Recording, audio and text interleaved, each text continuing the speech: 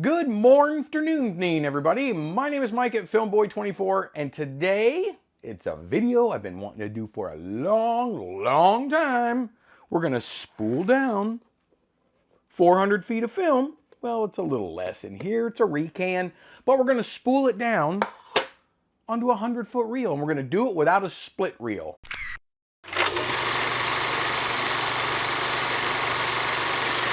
Before I get started, every time I do a video, I enjoy a cup of coffee.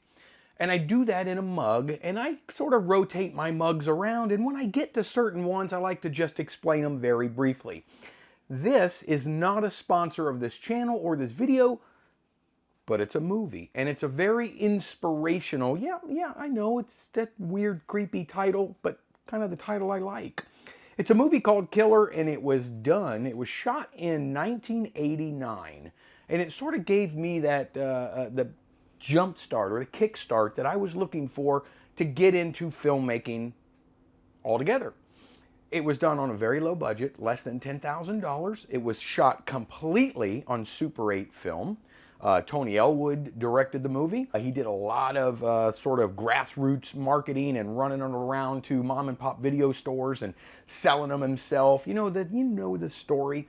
It's a low budget, really shot on film 80s horror slasher film. It just had a 2K rescan. Was done by Pro 8mm, and now it's available on Blu-ray.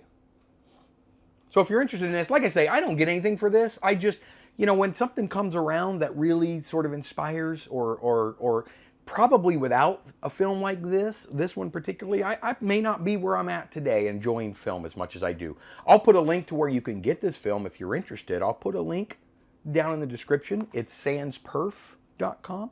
But now back to what we are going to try to do here today. I'm sure it's happened to everybody that's watching this video, because if you're watching it, you want to know. You find a deal. This is not really for film like this that you would buy direct from Kodak. It's, I guess if you're going to buy 400 feet of film, this is Vision 3 200T. I got some Vision 3 500T. These are all brand new rolls. If you're going to buy brand new stock from Kodak and you're going to buy it in 400 feet, well, it's not any cheaper to buy it in 400 feet than it is to buy the 100-foot rolls. It's still $220 to buy 400 feet of Vision 3 film, and it's $55 to buy a 100-foot roll of Vision 3 film, so you might as well just buy it in 100-foot rolls, exactly the same price. But where it comes in handy is where you have all these old school rolls, like this one. Very, very old Kodachrome 40, which kind of junk film by today's standards. You get, recan. This is an old roll of Vision, original Vision 200T, 400 feet. So you can usually find those for, 80 to 100 bucks and not 220 bucks. So if you get your hands, I don't know if I'm capturing all this, but I have, probably a dozen or so rolls of film right here. Let me just see if you can see them. Just tons and tons and tons of old recans, short ends, stuff like that. That's where you're going to save some money. That's where, if your camera doesn't have the ability to shoot 400 feet of film, it doesn't take the magazine, and you have a K3 or a Bolex or something like that, you need these little rolls. You need these 100-foot loads. But you don't have a split reel, and you're not going to spend $100, $200, $300 to get one. All you have are these reels. And there are a few things that you're going to need. Settle down, Mike. Calm down. I get so excited when I do this stuff. There are a couple things you're going to need to spool down 400 feet of film. That was loud. It's like every video I got some loud pop going on. Sorry. Into a 100-foot daylight roll. You're going to need a set of rewinds. Ideally, I suppose if you wanted to lay things flat and just hand turn it, you could do it. It would take you about 3 days to do it, but you'll need a set of rewinds. Now, admittedly, my rewinds are really cheapos. They're like $20 16mm rewinds. I'm looking at some better ones. I have better Super 8 rewinds, but I got cheapos. They're okay. They work. And by the way, all of this, from the time you open this film to the time you seal your 100-foot loads, all of it needs to be done in total darkness. I'm not going to do it in total darkness because then you wouldn't be able to see it. So I want to spool down. I'm not going to use a brand new reel because I don't want to throw away $220. But I am going to use this roll, and I've had this for a long, long time. And unbeknownst to me, when I actually got it years ago, I opened the can like a fool, and it was not in a black bag. So whoever reloaded this film back into the can where I bought it online, they didn't put it in a black bag, so it was just exposed. As soon as I opened it like a fool, I didn't do it in the dark, it was not in a black bag. So this film is exposed already. It's not 400 feet. It's probably closer to 200 feet, maybe even a little less. But I'm going to use it again because I don't want to expose a brand new roll of film. But this will be fine for our purpose. So what you do, obviously, you open up your roll of film. I would recommend, if you buy a short end or a recan, open it up in the dark when you first get it. You know, you got your can here. Open it in the dark. Don't do like I did with this roll and oh yeah, there's no black bag, and ruin your film, because you never really know how someone recanned it. Ideally, if you open a brand new sealed can like this, I'll use this one just as my example. Very old roll of film, processed by June of 1978, this old roll of K40. This is still factory sealed, so I know when I open this can, it's going to have a black bag in it, like this. And this is a light-proof bag. You still want to do all this in the dark. So you open your film in the dark, and you struggle with the bag, and you pop it out. Now, there's a couple ways you can look at this. If you have double perf film, which is what this is, which means there are sprocket holes on both edges of the film, you can actually just go from here straight to a 100-foot daylight spool. Because the camera doesn't know if it's the head or the tail of the film unless it's single perf, because the perfs have to be facing down when you load them in your camera, because your main drive there, your drive sprocket in your camera, the sprockets are on the bottom typically. A few cameras will have sprockets on the top and the bottom of the drive wheel or the drive gear. Those won't shoot. You can't load single perf film on those cameras. Okay, so I know I'm probably confusing you. Simply put, double perf film, you can go directly from your core to your daylight spool. Single perf film, you need to go from your core to your reel, then from your reel back to your daylight spool, because your film needs to be oriented in the same way that it is when it comes from the factory. With that said, you will need a core adapter. Now, if you don't have one of these, this is a metal one. I have several of these. You can get these online for $10 or $15. You can get them 3D printed or something like that. You will have to have one of these, unless, like I said earlier, you're just going to lay your film flat and sort of take forever and sort of spool it onto another reel. Because this is a 16mm core. This is what all of your brand new film will come on. This little yellow doohickey here, or yellowish orange doohickey here, that's going to be in the center of your film. When you load this film 400 feet into a magazine, you have to pop one of these into your magazine and then snap it on, or vice versa, put it in here first. So that's what you have to do to get it onto your rewind. So what we're going to do first, your film is going to come with a tab. Your brand new film will have this little tapey tab here. You want to leave this tab on, but you want to make sure your film is oriented so it's coming off the top like that. Leave this tapey tab here on, and you want to take a core and you want to just pop it into the center. These aren't as fragile. They could cone out on you if you're not careful, but if you hold the film flat up and down, it's not going to happen. So now we have our core inside, right? Our core adapter inside the core. Pop it onto your rewind over here, making sure, remember, that your film's coming off the top, just for ease. And then you want to carefully feed that on, snap it on. Then you want to take your daylight, 100-foot daylight spool, bring it over here. Now remember, this is for double perf film. If this were single perf film, you're not going to do that. You're going to take a 400-foot, just regular 400-foot reel. Whoa, settle down. In fact, let's do that. You're going to take your 400-foot reel. You're going to snap it onto your rewind. And these are just mounted to my desk here with some clamps. Now you're going to peel this off, your little tape sticker thing here. And carefully, you kind of want to hold the edge here. Pull this across. Now, a lot of rewinds will come with brakes on them. And you can't see on the back side here. It's a little thing you twist. And it sort of tightens this up a little bit. So I want to feed this on to my 400-foot reel, like so. And then get it started. Loosen this one. You don't want the brake on the take-up side. And then you want to loosen your brake here. And then just monitor it right here with your hand as you crank this side. Just keep an eye on it. You just want to make sure it doesn't cone out on you. And you get it all the way down, pops right off. Now you're pretty much safe to do whatever you want with this film. It's safe. It's not, I mean, nothing good. It's not going to cone on you anymore. You're done. I mean, this film, do what you want. Be crazy with it. And it's maybe not a bad idea, even if it is double perf, to put it on this. So if you're only going to load one reel, if you're only going to load one 100-foot reel, you can put this back in the can, actually. And by the way, you can use any of these 400-foot reels. I have, you could use a metal one like this. I have an abundance of these plastic ones, so they're real easy. They're inexpensive. You could even use, they make these 400-foot daylight spools.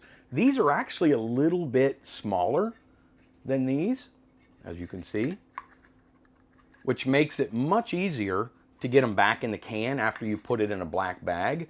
But if you do use this, you can probably get away with putting it back in the can without a black bag because it fits in nicely. These will fit into a can, but they're going to be very difficult to get in with a black bag covering the film, which you really need to do. You want to then take a 100-foot daylight spool, and what I do is you got to at least shoot a roll of film, and you have to have, probably one of these boxes, these dark boxes that Kodak makes, and you have to have one of these daylight spools, and I have tons of them because I keep them all. Here I go, clacking again. I keep them all, and I nerd out, and I actually keep these black tabs that go over the film. I'll show you those in just a second. These come on every roll that you buy, especially this new Vision stock. You'll get one of these that fits very snugly around your film once it's on there. And I keep them, as long as they don't break, I keep them and put them on again. So now we want to do 100-foot onto this. Now remember, all this is in the dark. So we snap this on. We take our leading edge and we feed it in here. And what I do is I just give it a turn, like one complete turn. Now, what is 100 feet on here and how do you know?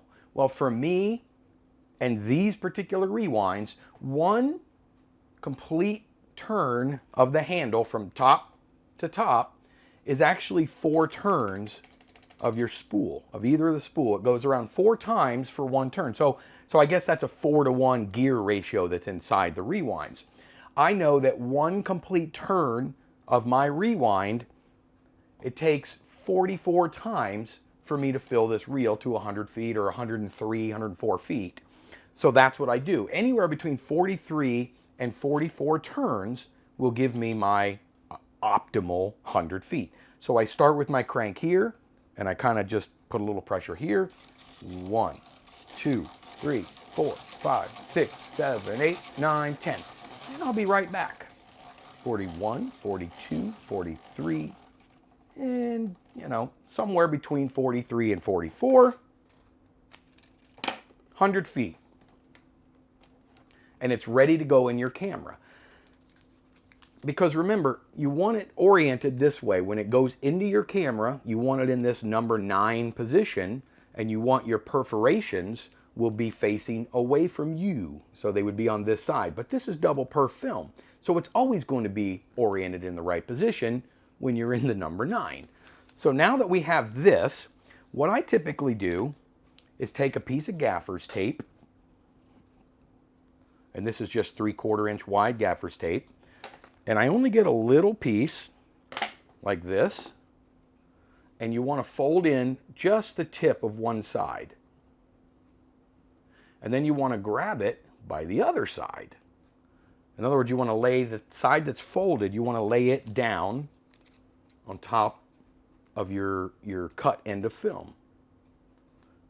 Just like that.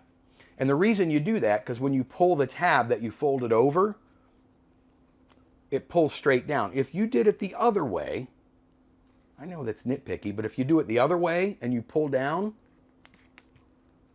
well, you're still stuck on there. It's just so much easier, and then you're trying to peel that off. It's so much easier if you do it in the reverse, like this. Boom. Pull it down, it pulls right off. I then take my little paper tab that came on the film originally, wrap it back around, and there's a fold point right here. It just folds right over, just like that. You take it, and if you have this, great. If not, it's no big deal. You don't actually have to use those. This is just a little carrier that comes in these originally, but you want to pop that back in here, close it up, and in a lot of cases, I'll rip all this old stuff off of here, put a piece, you want to, probably tape this down, and on that tape, write exactly what's in here, so you don't forget, because we're spooling our own film. Now you can take this, and like I say, this will fit back in the can if I can find it. Let me show you here really quick. I'm not going to put it in the black bag, but you should. It fits back in the can and stored away safely. Now these cans are light proof. If you don't want to put it back in the black bag, put it in the can, get into some dim light, and then take some tape and wrap it around and write on it what's in here, and it's not in black bag. So you know when you want to spool this onto another 100-foot reel, you got to do it in the dark. And that's basically all there is to it. You can use these little tins like I showed you earlier. They fit nice, and those are light proof as well. A lot of film, old school film, would come in these little tins, just like that. If that's all you have, use that. If you don't have a tin and you don't have a box, put it in a black bag. Something dark. If you need to use 2 or 3 of them to make sure it's light proof, do that. Put your spool in there. These daylight spools are pretty light proof. I don't usually always trust them. You don't want to load your camera in bright daylight, or in bright sun, or in bright light, because I just don't trust it. Film is just so sensitive. It cries a lot. It's very sensitive. So you want to be careful with it. Just don't load it in bright daylight. With that, that's pretty much it. I mean, you're done. You have now spooled down. When you're ready to do it again, you do it again. If you wanted to get your film oriented into the exact same position that it was when it was brand new, then you would take and you would put this back on here, and you want to wind this back onto another 400-foot reel. Now your film is essentially exactly the same as it first came out of the tin. It's in the same orientation. Probably don't want to do that simply because when you spool it back on, especially if it's single perf, now you're oriented wrong again. So this is the way to keep it. Spool it over. Now you are in a position. Just remember though that you can't use it like this if it's single perf. You do have to spool it back down. I know I'm doing a lot of this. So I hope that helped some of you. I have a lot of fun spooling film down. I do it all the time. Like I say, I have tons of old rolls. If it did help you, I would like you to do me a solid. Solid like that. How about consider subscribing? I have tons of fun doing these videos. I basically a do-it-yourselfer kind of guy. Been shooting film for the better part of 35 years, and I don't intend to stop until I'm under the grass. Ooh. If you would, on the way out, yeah, hit the like button for me. It helps the YouTube algorithm. It lets them know that people are watching my videos and whatnot. Leave me a comment. Tell me what you think. Like I say, this is the long way to do it. If you have a split reel where these reels actually just come apart, you take your film and you snap it on there and you twist it on, you lock it on, you're done. I don't have a split reel. It's just as easy without. Until the very next time that I see all your stunning faces, all of you, there it is. I'll see all of you on the very next go around.